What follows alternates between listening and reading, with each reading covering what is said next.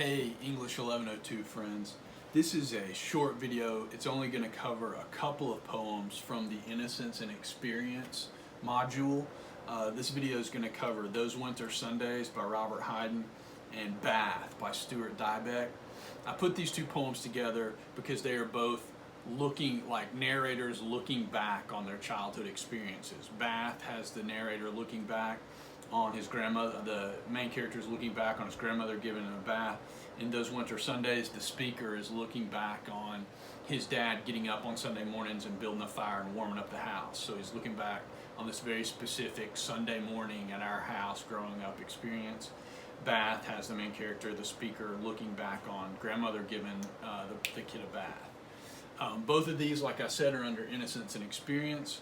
Here's Bath by Stuart Dybek, and then here is Those Winter Sundays by Robert Hayden. We're going to take on Those Winter Sundays first. Those Winter Sundays is it's a part of American literature. It's a famous American poem. It's clearly a part of, clearly Robert Hayden's most famous poem. You can see he's born in 1913, died in 1980, so he's been dead for decades now.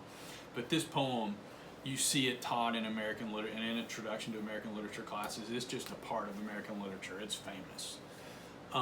Sundays too, my father got up early. So the dad is this hardworking person who this could have been one of the days he didn't have to get up early, but he went ahead and got up early anyway on Sunday mornings. Put his clothes on in the blue-black colds. It's just super cold, you know. You can imagine, you know, if Robert Hayden was born in 1913, he might have grown up in a house that didn't have central heat and air. They needed to build a fire to get heat going. So the dad gets up in the cold and builds a fire. Put his clothes on in the blue-black cold, then with cracked hands that ached from labor in the weekday weather, made banked fires blaze. And so you find out that the dad does physical work, you know, his hands are aching, cracked hands that ache, like he's got these dry cracked hands because he's worked all week, and yet even on Sunday mornings he gets up early to build a fire for the family. No one ever thanked him. For me, that's always an important sentiment in this poem, because part of what this poem is about all the things your parents do for you that you don't recognize when you're a kid. And later you might realize it, and you might even realize it doing it for your own kids much later. But it's part of how parents do things for their children, not because they want to be thanked or even recognized, but because they're the parent and they do it out of love for their child or for their children. I'd wake, so now we're jumping ahead, and now the speaker, the kid, not the child, the son, not the father's waking up. I'd wake and hear the cold splintering. That's like the fire crackling and popping, you know, the house is warming up, the dad's got the fire going. Breaking when the rooms were warm. When the rooms were warm, he'd call, and slowly I would rise and dress, fearing the chronic angers of that house. So you find out that the dad maybe has a bad temper too, that like, even though he's this caring person who wakes up and does stuff and warms the house up for his family, you know, he may have a bad temper from working all this physical labor, just exhaustion and stuff. Speaking indifferently to him. That's a great sentence about like how when you're a kid, again, you don't recognize what your parents did for you. You don't thank them. You're just like, yeah, you know, you're just like, the house is warm, and you take it for granted. You're just totally indifferent to the things that your parents do for you, if you even recognize them at all when you're a kid, because you're sort of in your own world. Speaking indifferently to him who had driven out the cold and polished my good shoes as well. So the dad, you know, not only warmed the house up, but has polished the kids' shoes for Sunday. Maybe they're about to go to church. And then the big famous lines of this poem, the last two lines. What did I know of love's austere and lonely offices? That idea of love's austere and lonely offices, the things you do for your kids that they never recognize, that they're never going to thank you for, but that you do. All, you know, just think of the dad getting up by himself while everybody else is still asleep, and while he could be sleeping, but he's not, because he wants to warm the house up before he wakes the little boy up. Love's austere. If you don't know the word austere, it means like sort of stripped down, basic, but it's like the basic things that somebody has to do, somebody has to get up and do. Love's austere and lonely offices, the sort of unrecognized, quiet things that parents do for their kids that they're never going to get thanked for, that those things are never going to get recognized, but that's what being a parent, loving your kids is about, is just sort of doing those things and being there for them, and doing those basic things that they would notice if they weren't done for sure, but they're never going to recognize or thank you for. And it's about how when you're a kid, so often you don't recognize those things, and you don't see them, and you don't know them. You don't even think to thank them because you don't even recognize that they've been done for you. Compare that with Bath, which is in some ways a happier poem, Bath by Stuart Dybek, which is this sort of very happy memory of a grandmother bathing her grandchild, or the little grandson.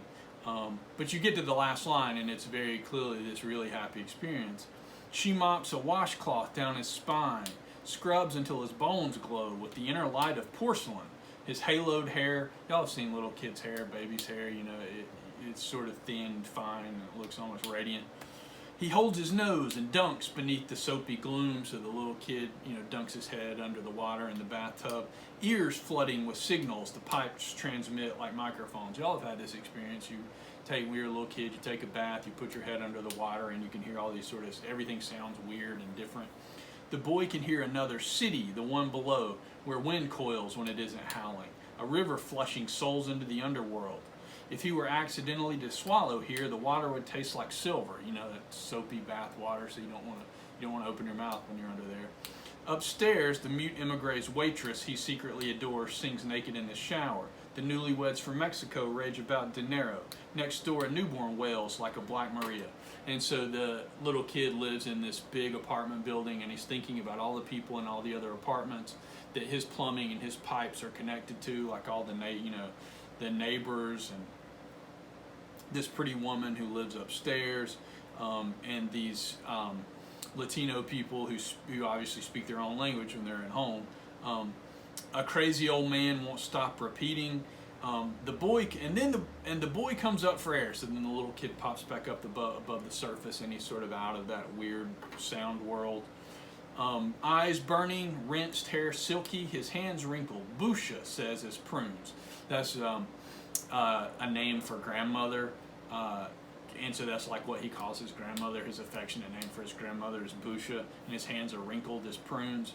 Overhead, the bare bulb fogs with steam. She jerks the plug, and so the grandmother pulls the plug out of the bathtub as, you know, bath time's over.